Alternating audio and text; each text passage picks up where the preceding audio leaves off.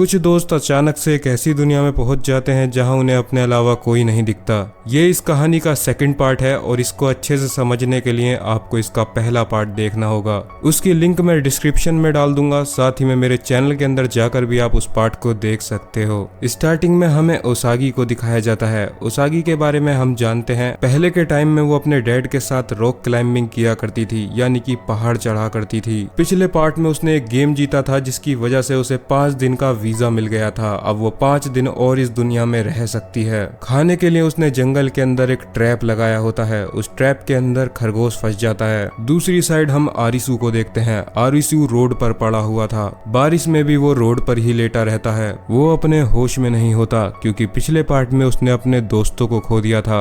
इसी गम में ना तो वो खाना खा रहा था और ना ही उसे अब किसी भी बात का फर्क पड़ रहा था। तभी उस रोड से ओसागी भी गुजर रही होती है। ओसागी आरिसू को जमीन पर पड़ा हुआ देखती है। उसे लगता है कि वो मर चुका है, लेकिन तभी आरिसू उससे बोलता है कि वो उसे अकेला छोड़ दे, जिसके बाद ओसागी वहां से चली जाती है। ओसागी ने अपनी एक सीक्रेट लोकेशन बनाई हुई थी जहां पर वो खाना बनाती थी और वहीं पर वो सोती थी। अगले दिन ओसागी एक लाइब्रेरी के अंदर जाती है ताकि वो बुक पढ़ सके। अब इस दुनिया के अंदर ना तो कोई फोन चल रहा है और ना ही कोई इलेक्ट्रॉनिक चीज, तो टाइम पास करने के लिए वो एक बुक पढ़ने लगती है। लेकिन जब वो रोड से गुजर रही होती है तो उसे आरिसू दोबारा से वहीं पड़ा हुआ मिलता है। आरिसू अभी भी उसी हालत में पड़ा हुआ था जबकि उसे वहां लेटे हुए लगभग 2 दिन हो चुके थे। आरिसू को देखकर ओसागी को अपने पुराने दिन याद आ जाते हैं। ओसागी जब अपने डैड के साथ पहाड़ चढ़ा करती थी तो वो उन दिनों बहुत ज्यादा खुश थी। उसके डैड उससे पूछते हैं उसे जिंदगी में क्या चाहिए, जिस पर ओसागी अपने डैड से बोलती है कि दुनिया में जो भी जैसा है खुश रहे और वो अपने डैड को कभी खोना नहीं चाहती। लेकिन ऐसा नहीं हुआ।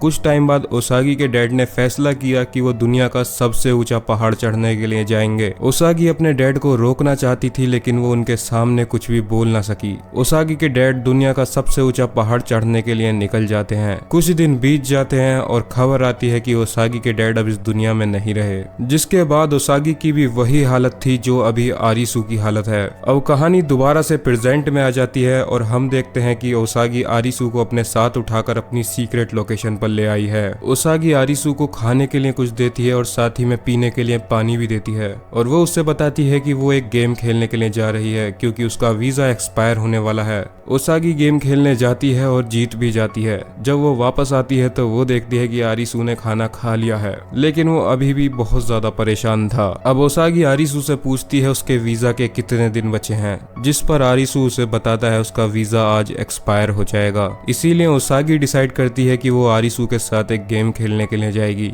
वो दोनों ही एक गेम खेलने की तलाश में निकल जाते हैं। वो एक टनल के अंदर पहुंचते हैं जहां गेम होने वाला था। जब वो दोनों टनल के अंदर जाते हैं तो आगे एक बस खड़ी हुई थी। वो उस बस के अंदर घुसते हैं। वहां पर पहले से ही 3 और लोग बैठे हुए थे। हर गेम की तरह इस गेम के अंदर भी उन्हें मोबाइल टेबल पर रखे हुए मिलते हैं। वो अपना अपना मोबाइल उठा लेते हैं, जिसके बाद उनका रजिस्ट्रेशन कंप्लीट हो जाता है। इस गेम का नाम था गोल और इस गेम का सिर्फ एक ही नियम था कि इसमें जितनी दूर तक आप जा सकते हो वहां तक भागो। इसके लिए उन 5 लोगों को 2 घंटे का टाइम दिया जाता है। अब क्योंकि वो लोग एक बस के अंदर बैठे हुए थे इसीलिए वो बस से काफी दूर तक जा सकते थे, लेकिन बस के अंदर डीजल ही नहीं था। इसीलिए वो सभी डिसाइड करते हैं कि वो भागना स्टार्ट करेंगे। लेकिन जो 3 दोस्त पहले से ही बस के अंदर बैठे थे उसमें से एक दोस्त की टांग में चोट लगी हुई थी और वो भाग नहीं सकता था। इसीलिए वो अपने दोस्तों से बोलता है तुम लोग भागो, मैं यहाँ बैठकर कुछ और सुराग ढूंढूंगा। ये देखकर आरिसू को अपने दोस्तों की याद आ जाती है, लेकिन वो कुछ कर भी नहीं सकता था। इसीलिए बचे हुए बाकी 4 लोग भागना स्टार्ट कर देते हैं। वो 4 लोग टनल के अंदर ही भागते भागते लगभग 5 किलोमीटर की दूरी तय कर लेते हैं। 5 किलोमीटर की दूरी पर उन्हें पानी की काफी सारी बोतल्स रखी हुई मिलती हैं, लेकिन फिर भी वो लोग उन बोतल्स में से पानी नहीं पीते। हो सकता है पानी की बोतल्स के अंदर जहर हो या फिर उसे पीने के बाद वो सभी मर जाएं। ओसागी के पास अपनी एक पर्सनल बोतल रखी हुई थी। वो सभी उसमें से थोड़ा थोड़ा पानी पी लेते हैं, जिसके बाद वो दोबारा भागना शुरू कर देते हैं। अब वो सब भागकर लगभग 7 किलोमीटर की दूरी तय कर चुके थे, लेकिन तभी उन्हें सामने 2 आंखें दिखाई देती हैं और ये था एक तेंदुआ। वो तेंदुआ उन्हें मारने के लिए उनकी तरफ दौड़ने लगता है। वो सब भी जिस डायरेक्शन से आए थे उसी डायरेक्शन में भागना शुरू कर देते हैं, लेकिन तेंदुआ काफी तेज भागता है, इसीलिए उससे भागकर बचना एक बेवकूफी थी। उनमें से एक लड़का बोलता है मैं इस तेंदुए को संभालता हूँ और तुम सभी यहाँ से भाग जाओ, जिसके बाद वो उस तेंदुए से लड़ने लगता है, लेकिन वो तेंदुआ उसे मार डालता है। आरिसू, ओसागी और वो बचा हुआ लड़का भागने लगते हैं। वो भागकर एक टेम्पू के पास पहुंचते हैं। उस टेम्पो के अंदर एक रॉयल एनफील्ड की बाइक खड़ी हुई थी। इस दुनिया के अंदर सिर्फ ऐसी ही कार स्टार्ट नहीं हो सकती थी जिनके अंदर चिप लगी हुई हो, यानी कि उनके अंदर कुछ इलेक्ट्रिक चीज होनी चाहिए। लेकिन रॉयल एनफील्ड काफी पुरानी बाइक है, इसीलिए उसके अंदर कोई चिप नहीं होती। लेकिन उस बाइक के अंदर भी चाबी नहीं होती। कमाल की बात यह थी कि उस बाइक के अंदर डीजल पड़ा हुआ था। आरिसु दिमाग लगाता है अगर वो उस बाइक का डीजल किसी तरीके से बस में डाल दें तो वो बस को स्टार्ट करके बच सकते हैं। अब सिर्फ उनके पास 1 ही घंटा बचा था। आरिसु बाइक को पैदल ही लेकर बस की डायरेक्शन में भागने लगता है। ओसागी और वो लड़का दूसरी डायरेक्शन में भागने लगते हैं। आरिसु पिछले 1 घंटे से लगातार भाग रहा था और अब तो उसे एक बाइक को लेकर भागना था। ये करना उसके लिए बहुत ज्यादा मुश्किल था, लेकिन उसे वो रात याद आ जाती है जिस रात उसके दोस्त मारे गए थे और वो उनके लिए कुछ भी नहीं कर पाया था। लेकिन आज उसके पास ओसागी और उन लड़कों को बचाने का मौका है।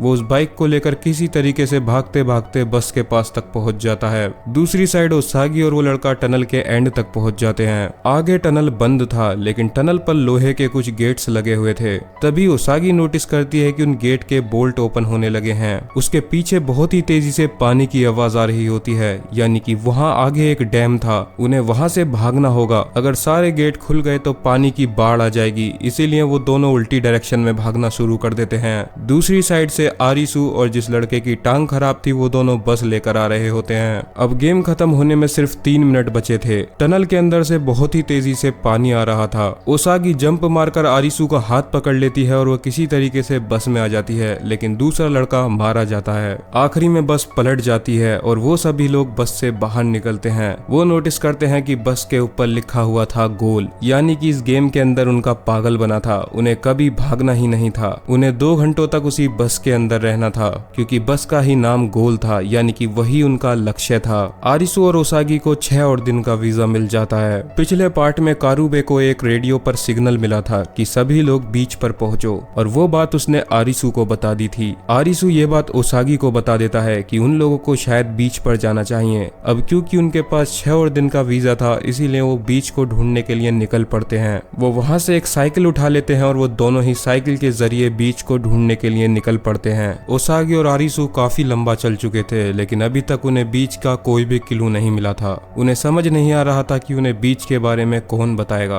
रात को वो दोनों सोने के लिए खाली मैदान के अंदर टेंट लगा लेते हैं। ओसागी आरिसु से टेंट के अंदर आने के लिए बोलती है, लेकिन आरिसु उससे मना कर देता है। वो उससे बोलता है कि उसे बाहर सोना ज्यादा पसंद है, लेकिन बाहर आरिसु के बहुत ज्यादा मच्छर काटने लगते हैं। वो ठीक से सो भी नहीं पा रहा था। फिर ओसागी आरिसु को डांट कर टेंट के अंदर बुला लेती है। आरिसु काफी ज्यादा शर्मीला था, इसीलिए वो टेंट के अंदर ओसागी के साथ नहीं सोना चाह रहा था। अगले दिन आरिसु और ओसागी जंगल में शिकार ढूंढने के लिए जाते हैं। अभी भी उनके पास वीजा एक्सपायर होने में 3 और दिन बाकी थे। रात को वो दोनों एक गेम के बाहर पहुंचते हैं ताकि वो वहां के लोगों से कुछ पता कर सकें कि बीच कहां पर है। आरिसु नोटिस करता है कि उस गेम के बाहर जितने भी लोग आए थे सभी के पास अपनी अपनी गाड़ियां थी। उसे इस बात पर शक होता है क्योंकि उनके पास डीजल कहां से आया। आरिसु और ओसागी उनका पीछा करते हैं और एक ऐसी जगह पहुंच जाते हैं जहां पर एक होटल था। उस होटल के अंदर लाइट जल रही थी, जबकि पूरे शहर में कहीं भी लाइट ही नहीं थी, यानी कि यही है वो बीच वाले लोग जिन्हें शायद इस दुनिया के बारे में कुछ पता है। आरिसु और ओसागी कुछ समझ पाते इससे पहले ही उन्हें 2 लोग किडनैप कर लेते हैं। जब उनकी आंख खुलती है तो वो एक रूम के अंदर बैठे हुए थे।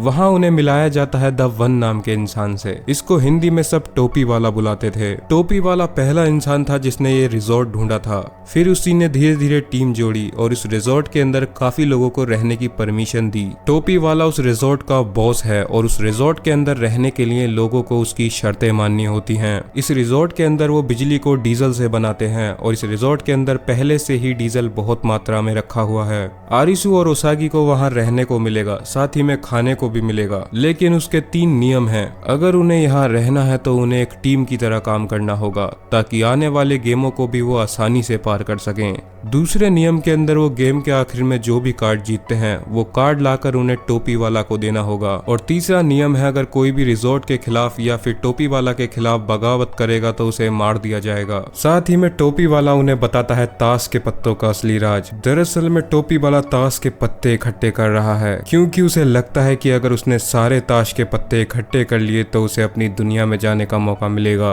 उसने लगभग सारे नंबर वाले कार्ड इकट्ठे कर लिए हैं, लेकिन अभी तक उसके पास कोई भी फेस का कार्ड नहीं आया है, जैसे राजा, रानी या फिर जोकर का कोई कार्ड। साथ ही में अभी एक दिल का इक्का भी बचा हमेशा है और दिल के पत्ते के लिए हमेशा दिल की बाजी हारनी होती है। जैसे पिछले पार्ट में दिल के पत्ते के गेम में आरिसू ने अपने दोस्तों को खो दिया था और ताश के पत्ते का नंबर जितना ज्यादा होगा उनका गेम उतना ही भारी होता जाएगा। आरिसू और ओसागी को 2 बैंड्स दे दिए जाते हैं। इन्हीं बैंड से पहचान होती है टोपी वाला के आदमियों की, यानी कि जितने भी लोग इस रिजॉर्ट में रहते हैं उन सभी के हाथों में एक बैंड बंधा हुआ होता है। रिजॉर्ट के अंदर सारी अय्याशियां हो रही थी, वहाँ ड्रग्स थे, दारू थी और सभी चीजें। तभी आरिसू की नजर जाती है सिंतारो चिश्चाए पर। इसको हमने पिछले पार्ट में देखा था। सिंतारो एक लड़की से बात कर रहा था, ये लड़की उसकी पार्टनर है। इस रिजॉर्ट के अंदर टोपी वाला के नीचे कुछ हाईली मेंबर्स भी रहते हैं, यानी कि हम बोल सकते हैं कि ये लोग इस रिजॉर्ट के मैनेजर हैं। टोपी वाला की मैनेजर को आरिसू काफी स्मार्ट लगता है, इसीलिए वो उसका दिमाग चेक करने के लिए उसके साथ एक गेम खेलने के लिए जाती है। इस गेम के अंदर सारे खिलाड़ियों को एक चैम्बर के अंदर बंद कर दिया जाता है।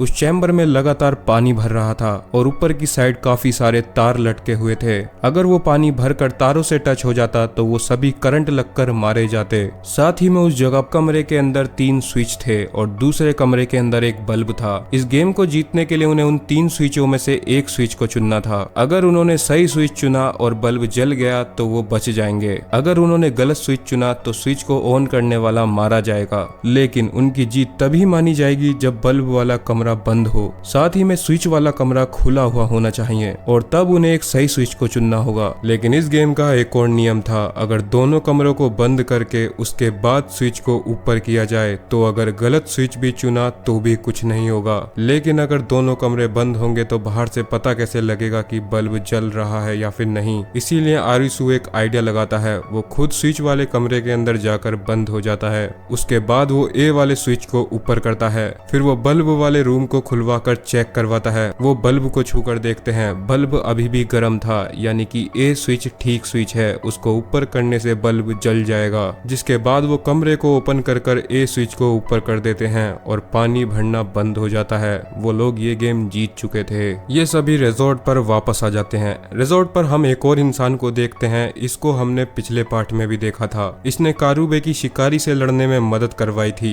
इसका नाम है अगूनी। दरअसल में ये अपने आप को रिजॉर्ट का मालिक ही समझता है। इसके और इसके आदमियों के पास काफी सारी बंदूकें हैं, लेकिन इसे रिजॉर्ट में भी रहना है, इसीलिए टोपी वाला के खिलाफ कुछ नहीं कर पाता। टोपी वाला ने ही आरिसू का दिमाग चेक करने के लिए भेजा था और वो उस गेम में अपने दिमाग का इस्तेमाल कर जीत गया था। इसीलिए टोपी वाला अब उसे भी सीनियर लेवल पर प्रमोट कर देता है, यानी एक तरीके से वो भी रिजॉर्ट का मैनेजर बन चुका था। तभी हमें पास्ट का एक सीन दिखाया जाता है। पास्ट में हम देखते हैं टोपी वाला और अगूनी दोनों दोस्त हुआ करते थे। टोपी वाला और अगूनी ने मिलकर ही रिजॉर्ट को ढूंढा था। अब क्योंकि आरिसू और ओसागी के पास वीजा के काफी सारे दिन थे, इसीलिए वो डिसाइड करते हैं कि वो रिजॉर्ट के अंदर अलग अलग लोगों से मिलेंगे और उनसे मिलकर हर तरीके की जानकारी इकट्ठी करेंगे ताकि उन्हें कुछ पता चल सके कि ये गेम करवा कौन रहा है। वहाँ आरिसू अलग अलग लोगों से उनकी राय पूछता है, जिस पर किसी का बोलना था कि ये काम एलियंस करवा रहे हैं। वहीं दूसरी साइड एक पार्टी का बोलना था कि ये दूसरा ही प्लेनेट है। वहीं तीसरी पार्टी का बोलना था कि ये काम गवर्नमेंट करवा रही है।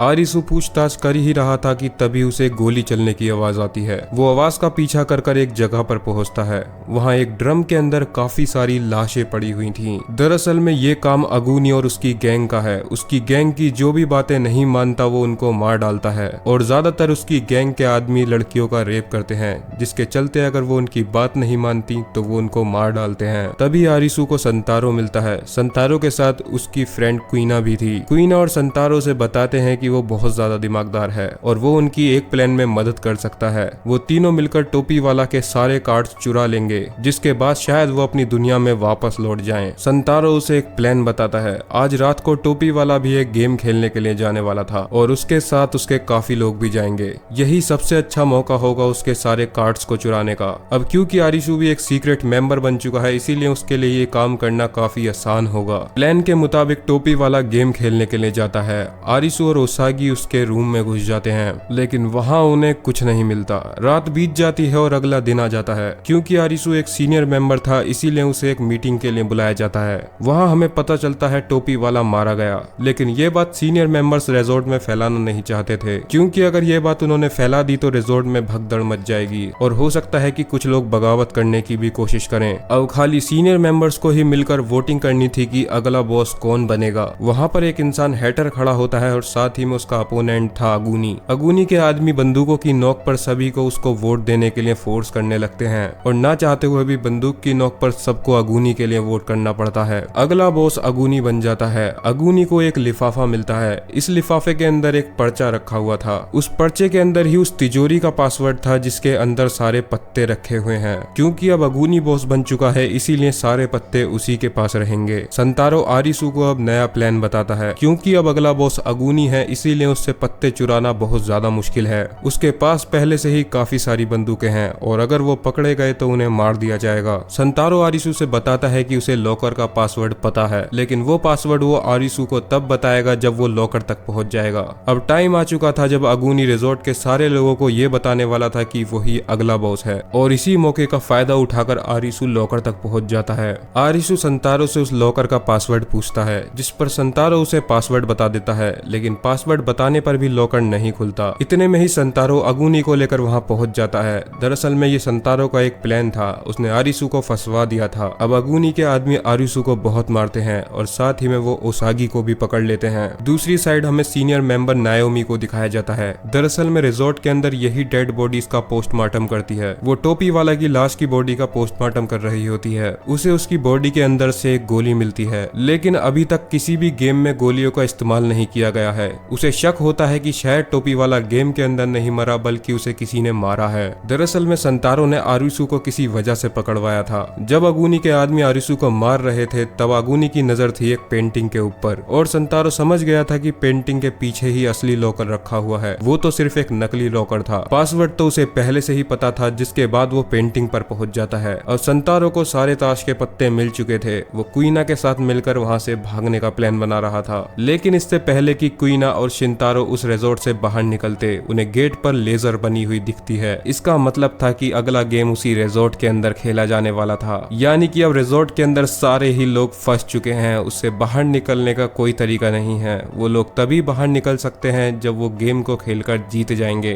अब उनका पूरा रिजॉर्ट ही एक गेमिंग अरीना बन चुका है। ये कौन सा गेम होगा और आरिसू और ओसागी कैसे बचेंगे ये आपको पता चलेगा अगले पार्ट में। मैं अगला पार्ट बहुत ही जल्द लाऊंगा। तब तक के लिए आप इस चैनल को सब्सक्राइब कर सकते हो। जैसे ही मैं अगला पार्ट डालूंगा आपको तुरंत पता चल जाएगा।